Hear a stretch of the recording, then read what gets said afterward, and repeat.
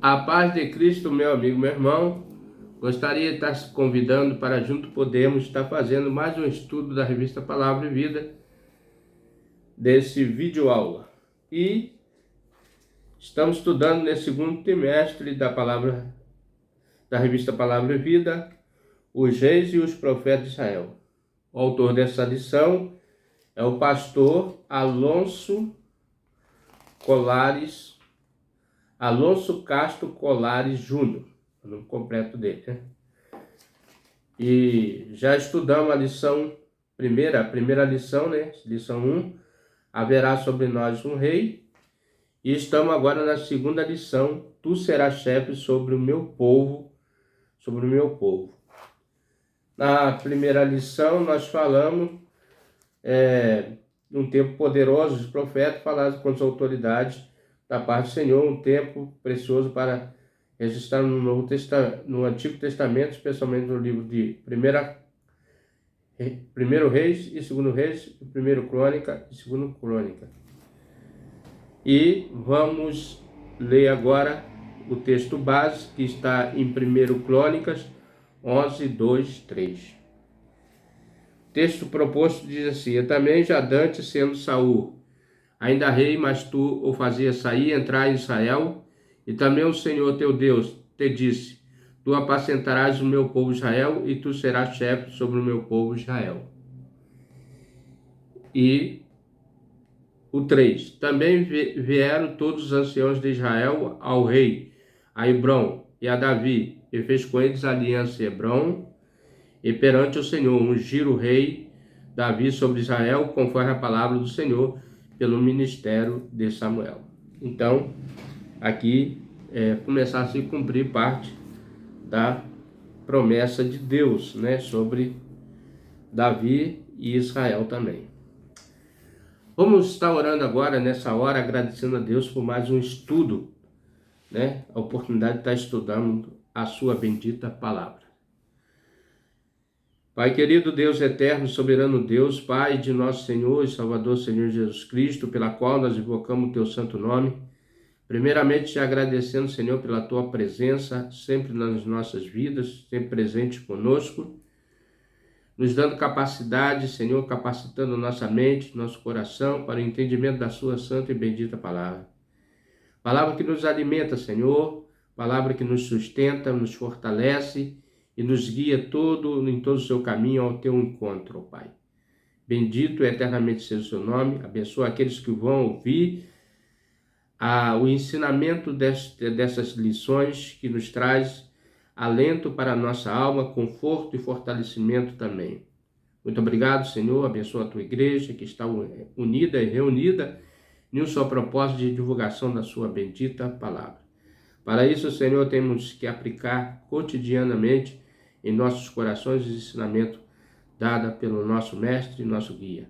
Muito obrigado pelo teu Santo Espírito que tem nos guiado em todo o nosso caminho, em toda a nossa jornada. Abençoa, Senhor, a cada um deles que vão ouvir o ensinamento desse estudo. Amém. Então, irmãos, segunda lição, já temos lido o texto. Tu serás chefe sobre o meu povo. Pelo ministério do profeta Samuel, o reinado de Saul foram marcados por uma transição entre o período de juízo e estabelecimento da monarquia de Israel. Então era uma transição que a nação de Israel estava passando, saindo de um período, né, de juízes, e agora seriam como as demais nações, teriam o seu próprio rei, né? Mas isso, o próprio profeta Samuel, ele se entristeceu e por achar que não estava rejeitando a ele como juiz, mas sim como Deus, que era o verdadeiro rei.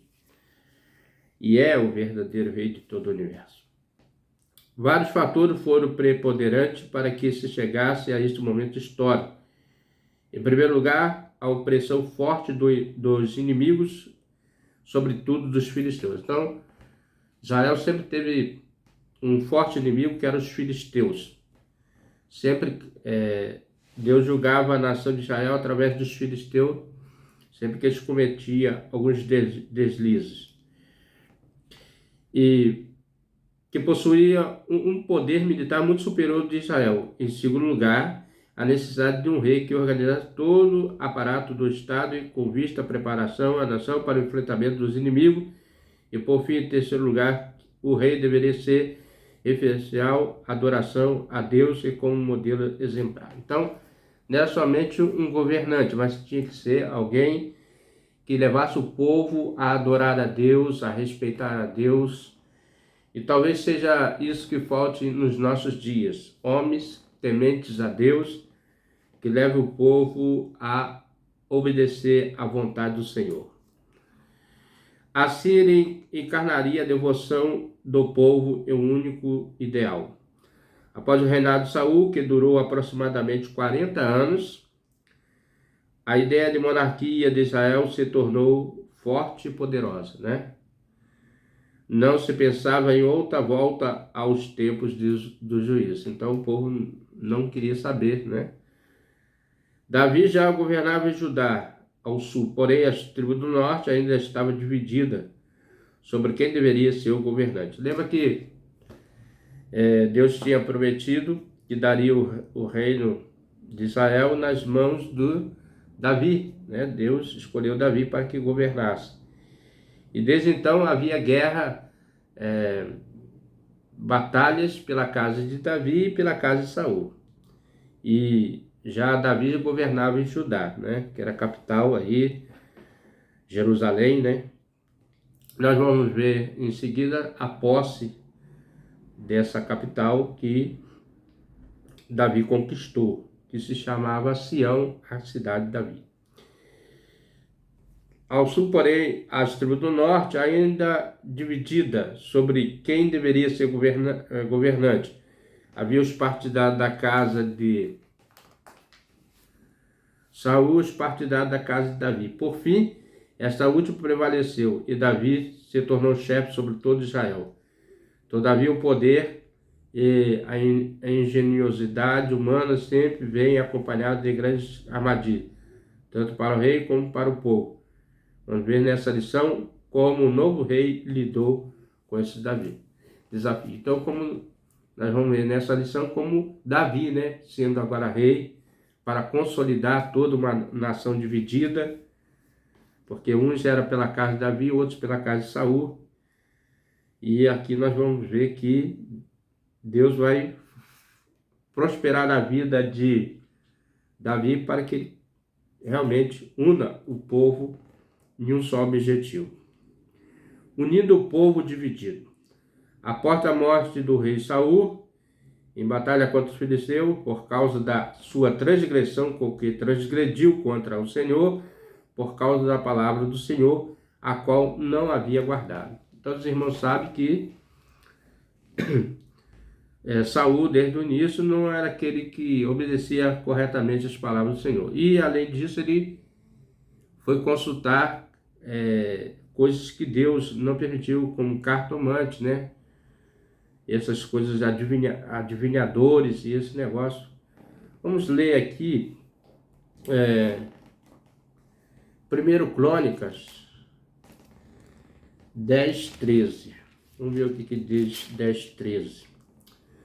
Assim morreu Saul por causa da sua transgressão com que transgrediu contra o Senhor, por causa da palavra do Senhor, o qual não havia guardado, e também porque buscou a adivinhadora para consultar.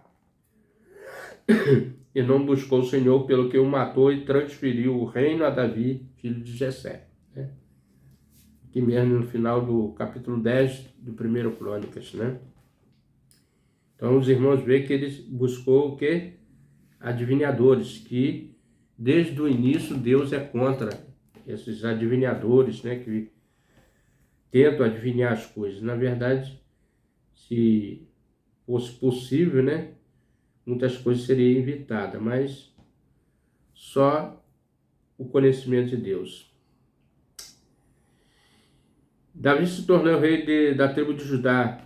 Esse período é marcado por guerra civil. Então houve guerra civil, forte divisão entre o povo de Israel. né? Um pela casa de Davi e outros partidários da casa de Saul. Partidário do rei Saul, coroaram Isbosete. Isbosete é filho de Saul, para reinar sobre as tribos do norte e a tribo de Judá, e Saul mantinha Davi. A tribo de Judá ao sul mantinha Davi, filho de Jessé, para reinar sobre eles. Assim, depois de aproximadamente 7 anos de batalhas, traições e muitos ressentimentos por causa de Isbosete, é perdida e Davi se torna rei sobre todo Israel. Então, Isbosete, filho de Saul, perdeu a batalha para Davi, né? E Davi agora assume o controle de todo o Israel. Todavia, como unir um povo ressentido, desunido, com tantas mazelas, oriundo do sombrio período de guerra civil, o novo rei sabia que o início do seu reinado, apesar do reconhecimento de todas as tribos, era frágil em relação ao ressentimento do povo. Então, existia dentro do povo muito ressentimento, né? Pela essa divisão, que uns queriam seguir a Saul, outros eram para a casa de Davi.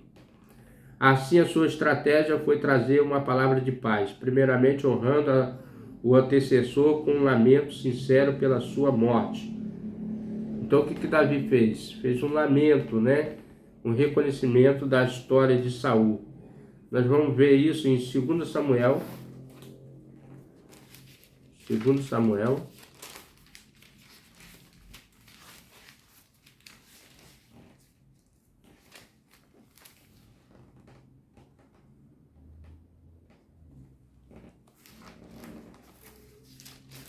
Só um pouquinho.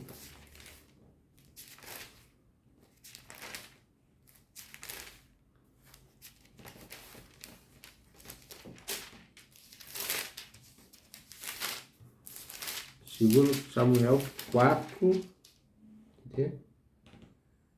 9 e 10. Porém, Davi, respondendo a Racabe e a Baaná, seu irmão, filho de Rimon, Beirotita, disse: Viu, Senhor, que remiu a minha alma de toda angústia. Você é aquele que me trouxe novas, dizendo eles que Saul morto, aparecendo-lhe, porém, os seus olhos, que era como quem trazia boa nova, eu logo lancei mão dele e matei em zizaga. Cuidando ele que eu, por isso, lhe desse aliviasse, quanto mais os ímpios homens que mataram um homem justo em sua casa, sobre a sua cama. Agora, pois, não requereria eu o seu sangue da vossa mão e não vos exterminaria da terra?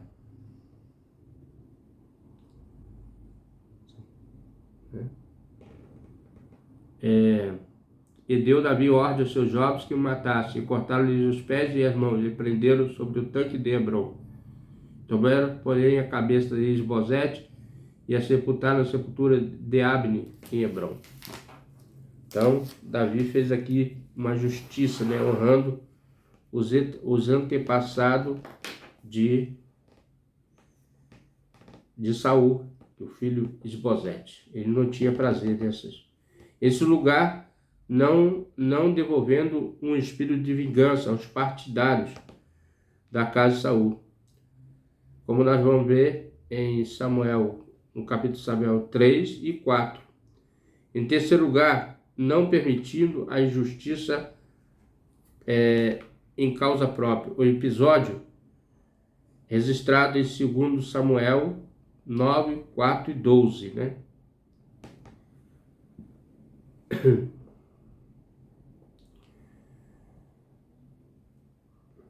9, 4 e 12. Em que Davi manda executar 2 traidores que covardemente mataram. Disse, irmão, eu li um texto aqui errado, mas eu vou corrigir aqui. O texto aqui é 2 Samuel 1, 17 e 27. Lamentou Davi, Saul e Jonas, seu filho, com esta lamentação, dizendo, ele que ensinasse aos filhos de Judá o uso do arco, eis que está escrito no livro de Jaz. A ornamento de Israel dos teus altos foi ferido como caíram os poderosos.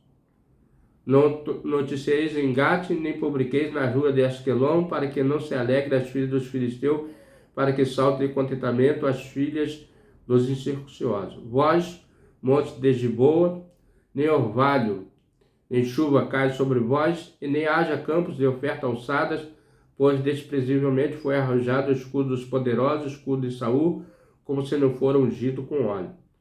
Do sangue dos feridos, a gordura dos valentes, nunca se retirou para trás o arco de Jonas, nem voltou vazia a espada de Saul. Saul e Jonas, tão amados e queridos na sua vida, também na sua morte, não se repararam, nem mais ligeiros do que as águias, mais fortes do que os leões. Vós, filhos de Israel, chorai por Saul, que vos vestia de escarlate com delícia, que vos fazia trazer ornamentos de ouro sobre as vossas vestes. Como caíram os poderosos no meio da peleja, Jonas nos teus altos foi morto. Angustiado estou por ti, meu irmão Jonas, com amabilício me eras, mais maravilhoso me era o teu amor do que o amor das mulheres. Como caíram os poderosos, pereceram as armas de guerra. Então aqui, Davi está enaltecendo Jonas e Saul, que morreram nessa guerra contra os filisteus, e ele traz, assim, um alento para aqueles que eram da casa de Saul, né? Então, em segundo lugar, não devolvendo um espírito de vingança. Isso está no capítulo 3 e 4, como já falei. Em terceiro, não permitindo a injustiça em causa própria, né? Que foi esse texto que nós lemos aqui que nós lemos, né? Que ele veio trazer uma notícia ruim lá da casa de Saul e ele não permitiu, né? Em que Davi manda executar 2 traidores que covardemente mataram o rei Isbosete enquanto este dormia, e mostra que o novo rei não toleraria qualquer tipo de injustiça, mesmo que fosse por causa própria, né? Mesmo que fosse para beneficiar ele não tinha prazer nisso. Podemos aqui apontar algumas lições importantes para a nossa vida. Muitas vezes vivemos em contexto de desunião social. Realmente o Brasil hoje passa por uma desunião social, seja em família, no trabalho ou até mesmo no nosso país. Mas podemos ver que Davi uniu o povo não com palavras rudes ou com espírito vingativo, mas apelou ao coração, ao sentimento do povo. Então, nós sabemos que uma palavra branda,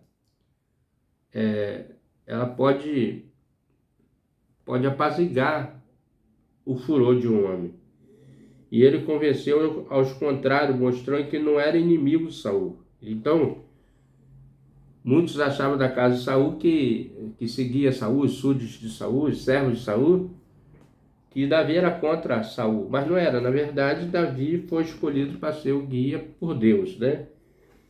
E tanto é que se tornou, realizou.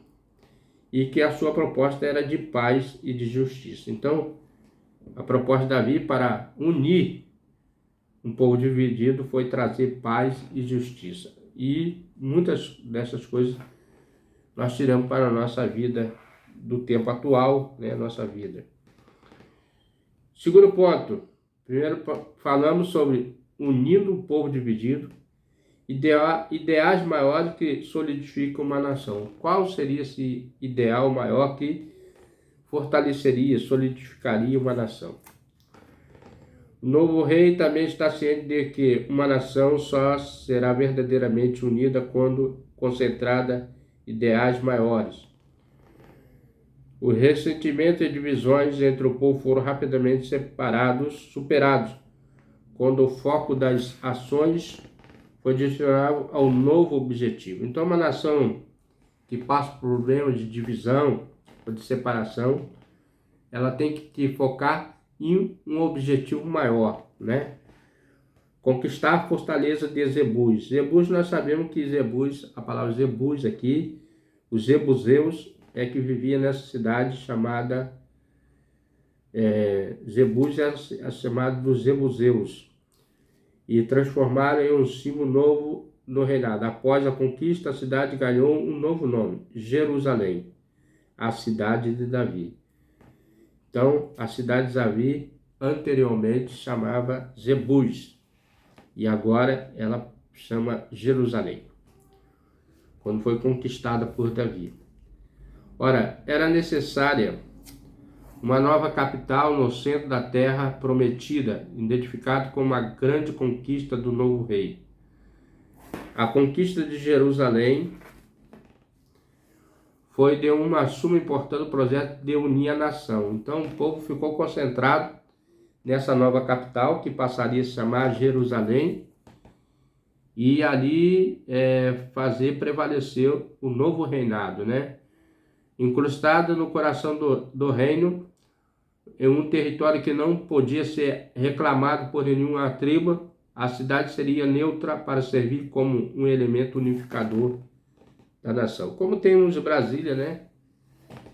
Que é Distrito Federal, aqui se torna Jerusalém como Distrito Federal de Israel. Outro elemento que unificou o sentimento do povo foi o desprezo que os jebuseus tentaram tratar o exército de Davi. Tu não entrarás aqui. Primeiro Crônicas, vamos lá, Primeiro Crônicas, né?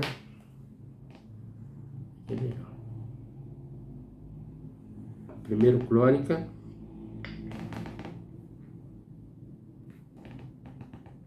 11:5. E disseram os habitantes de Jebus a Davi: tu não entrarás aqui. Porém, Davi ganhou a fortaleza Sião, que é a cidade de Davi. Porque disse Davi: qualquer que primeiro feriu os jebuseus será chefe do capitão.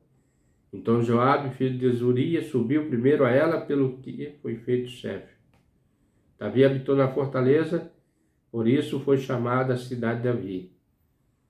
Edificou a cidade ao redor, desde Milo até Joabe, e tornava cada vez mais forte, porque o exército do Senhor, o Senhor dos exércitos era com ele. Então nós vemos aqui assim testificando a promessa de Deus, porque Deus era com Davi. Eles disseram: o fato de os inimigos subestimarem o povo de Israel estabeleceu um elemento adicional na estratégia de unir a nação na nova empreitada. Assim, as mágoas do passado foram superadas pelo desafio do novo. Podemos aprender aqui outra importante lição. Ao ficarmos presos ao ressentimento e mágoas, esquecemos de focar nossa mente e nossa disposição em novos projetos. Então, não devemos ficar remoendo coisas do passado, né? E trazendo, mas devemos olhar para o futuro, que pela expectativa de melhora. E aqui, outra recomendação, né, da lição: esqueceu de focar nossas mentes na nova disposição, novos projetos e desafios.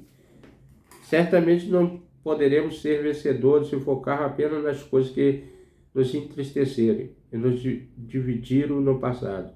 Deus tem algo novo a cada dia para nos desafiar uma nova jornada de fé. Outra lição importante diz a respeito de focar naquilo que é principal. Então, a lição trata que devemos focar naquilo que é principal. O que é principal na nossa vida, né? Do desprezo dos jebuseus, o povo de Israel se uniu a Davi. Assim as diferenças se tornaram secundárias, né?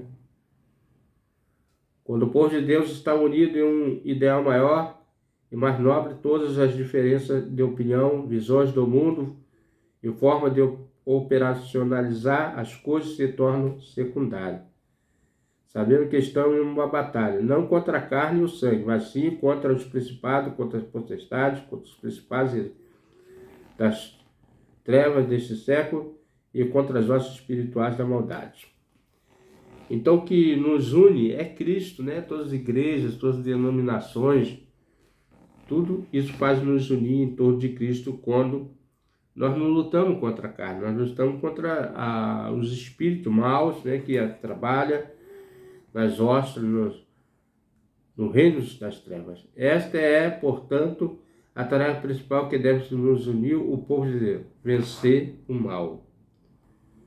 Então devemos vencer o mal com o bem, né? Então nós falamos, Davi teve que unir o povo, um povo dividido. Qual foi a estratégia? Ele acalmou os ânimos, trouxe paz e trouxe justiça, dando honra àqueles que um dia, como Saul e o filho, conquistaram grandes coisas ali para Israel. Segundo, ideais maiores que solidificam uma visão para o futuro. A nação tinha uma visão de unir e conquistar coisas maiores, né? E tinha muita coisa para ser feita. Acreditando a vitória ao Senhor. Aí esse é um ponto muito especial, porque muitas das vezes nós pensamos que nós conseguimos alguma coisa com nossos méritos, mas não é. Mas a vitória sobre o mal é possível com a força do Senhor. Davi sabia disso, o autor do livro das Crônicas também. E nós vemos 1 Crônicas,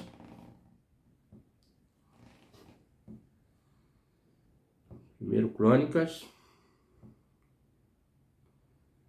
11, 9. Davi se tornava cada vez mais forte, porque o Senhor dos Exércitos era com ele. Por que Davi se tornava um homem forte, poderoso? Porque Deus era com ele, o Senhor dos Exércitos. E ia Davi cada vez mais aumentando e crescendo, porque o Senhor dos Exércitos era com ele.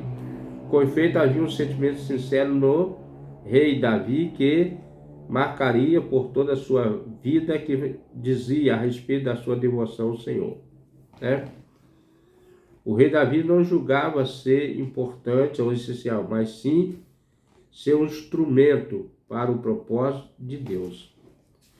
Então o cristão deve ter isso em mente, que nós somos o propósito de Deus.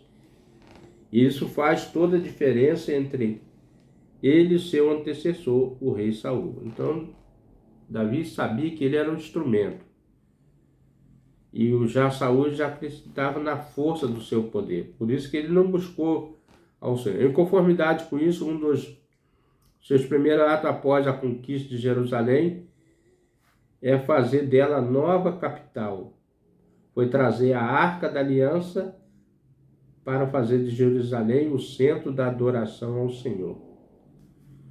Essa nova empreitada uniu o povo de Deus novamente, conforme em 1 Crônicas 13, de 1 a 5. Então vamos ler aqui, 1 Crônicas 13, de 1 a 5. E Davi tomou conselho com capitães dos milhares, das centenas e com todos os líderes.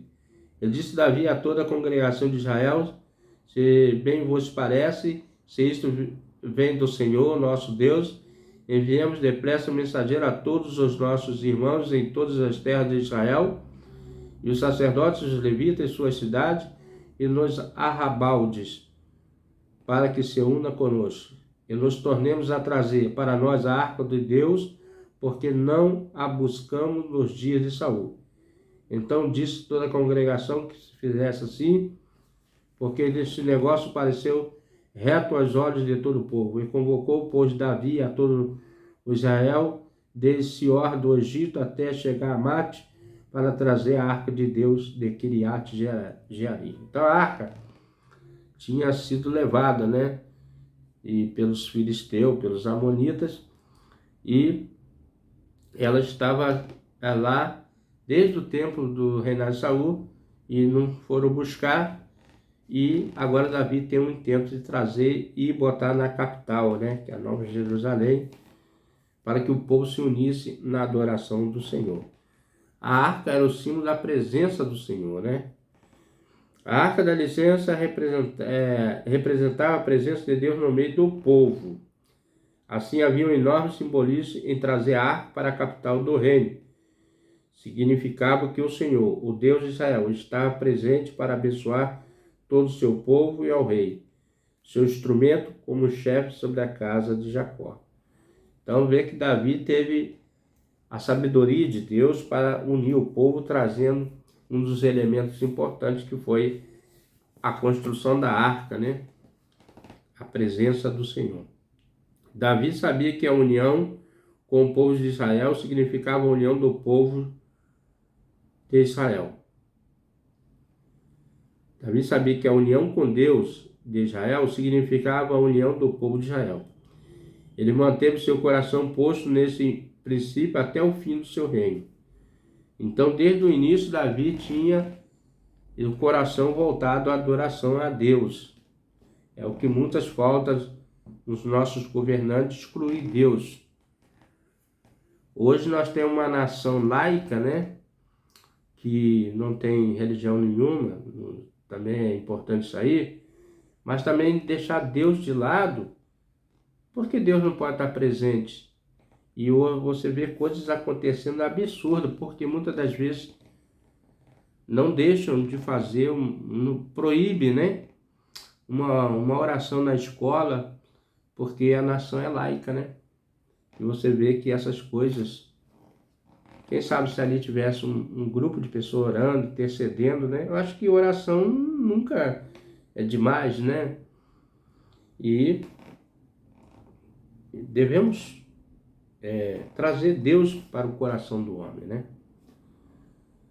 Mas vamos lá. Nosso objetivo aqui é evangelizar, né?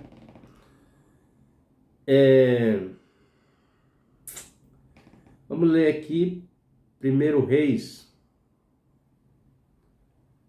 1 Reis.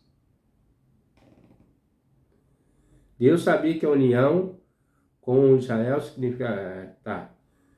posto nesse princípio até o final do seu reinado. 1 Reis 2, 3 e 4. Né? Aguarda a ordenança do Senhor teu Deus para andar nos seus caminhos, para guardar os seus estatutos, seus mandamentos, seus juízos e os seus testemunhos, como está escrito na lei de Moisés, para que prospere em tudo quanto fizerem, para onde quer que fores. Para que o Senhor confirme a palavra que falou de mim, dizendo: se teus filhos guardarem o seu caminho, para andarem perante a minha face fielmente, com todo o seu coração, com toda a sua alma, nunca disse: te faltará sucessor ao trono de Israel. Esta é uma importante lição para o povo de Deus, ainda nos dias de hoje. Claro, a presença de Deus sempre vai ser importante para o homem, porque tudo que nós vemos e temos, sentimos, é Deus que criou. Nada nos une de forma mais contundente do que nosso coração posto em Deus, em sua obra. A circunstância pode desunir, nos desanimar até nos fazer desistir. Mas se o nosso coração voltar para o Senhor, Deus, né, para a sua obra, toda desunião se desfaz e ameaçaremos a perceber que temos um forte laço que une todos nós, o amor a Deus e sua obra. Imagine uma nação unida em um só propósito, em um só coração. O amor a Deus e a sua obra. Que bênção, né? Essa era o reino de Davi, que uniu uma nação em torno de um propósito maior, que é a adoração ao nosso Deus. Concluindo esse estudo, o rei Davi enfrentou muitos desafios no início do seu reinado. Tinha que conquistar a terra, né? Manter a paz ao redor com seus inimigos, né? E nos ensinou que com habilidade, destreza, sobretudo o temor do Senhor, nós sabemos que o princípio da sabedoria é o quê? O temor a Deus, né? Foi vitorioso, superando todos os desafios. Certamente, nós também enfrentaremos ao longo da vida cristã muitos desafios. Entretanto, seremos vitoriosos também se aplicarmos os mesmos princípios do rei Davi, né? De igual forma, não deixe que os problemas secundários atrapalhem o foco naquilo que é mais principal. Então, não devemos deixar os problemas secundários tirar o nosso foco principal, né? Davi conseguiu dissipar todo o ressentimento e mágoa do passado, levando o povo a pensar em novos projetos. Qual o seu projeto futuro? O meu projeto, o seu projeto? Estratégia que levaria o futuro promissor, unindo-os na adoração ao Senhor, o Deus de Israel. Isso tornou o reino forte e poderoso por gerações. Até hoje Davi é lembrado ali em Israel como um grande estadista, como um governador, um rei e, sobretudo, como um dos grandes adoradores do Deus de Israel. Vamos orar? Vamos agradecer a Deus por mais uma lição. Que Deus abençoe o pastor Alonso Colares pelas suas lições. Que Deus abençoe a todos, aos ouvintes que permaneceram, que têm permanecido fiéis ao nosso canal, à palavra de Deus, que têm participado comigo, conosco, com todos, Vamos orar. Pai querido, Deus eterno, soberano Deus, mais uma vez, estamos agradecidos, ó Deus, por tua presença conosco nesse estudo, nos dando sabedoria e entendimento sobre a tua palavra, e que o Senhor possa estar abençoando as pessoas que vão ouvir esse canal, que vão ouvir as mensagens, os ensinamentos da Escola Bíblica Dominical. Ó Deus, que o Senhor possa estar abençoando todos eles. Em nome de Jesus, quero te agradecer para todos sempre. Amém. Meu amigo, meu irmão, se você tem gostado desse estudo, venha conosco. Até o próximo estudo, se assim o nosso bom Deus nos permitir.